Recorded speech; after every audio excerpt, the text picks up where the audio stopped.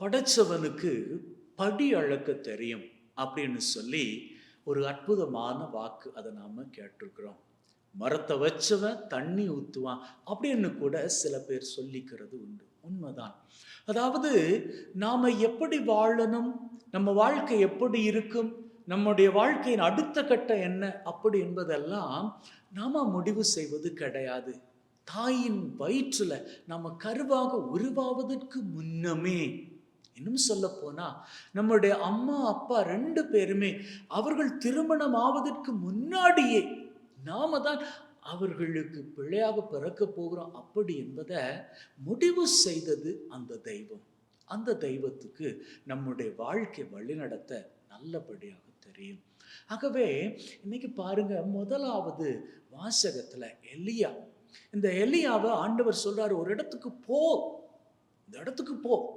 அப்போ அந்த இடத்துக்கு போனா அங்க எந்த விதமான சாப்பாட்டு வசதிகளும் கிடையாது.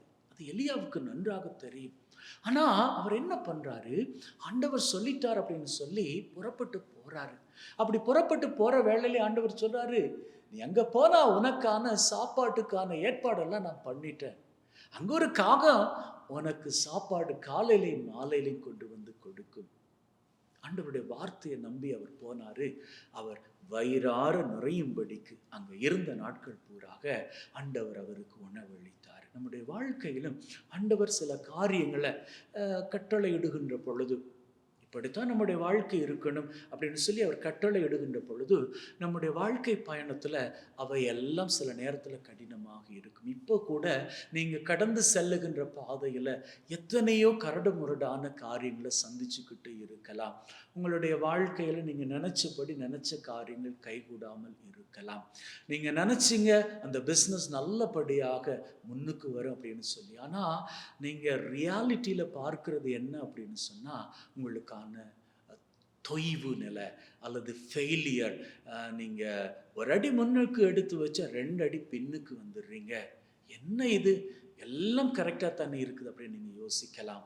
நான் உங்களுக்கு சொல்லுகிறேன், கவலைப்பட வேண்டாம். ஏன்னா அன்னைக்கு எலியாவினுடைய மனநிலை அப்படித்தான் இருந்தது. ஆண்டவர் இந்த இடத்துக்கு போக சொல்றாரு, அங்க எனக்கு சாப்பாட்டுக்கான வழியே இல்லையே அப்படின்னு தான் அவருடைய மனசு ஆரம்பத்துல சிந்திச்சிருக்கும், யோசிச்சிருக்கும். ஆனா ஆண்டவர் தானே அனுப்புறாரு அப்படின்னு சொல்லிட்டு அவர் போனாரு.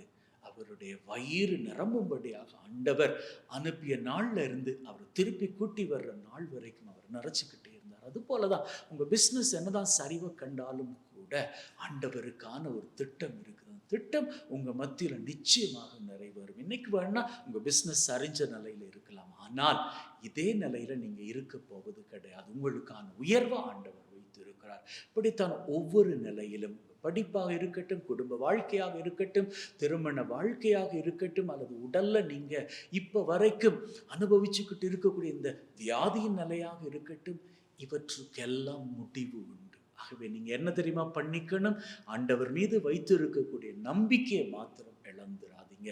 நம்பினால் மாட்சியை காண்பீர்கள். ஆமென்.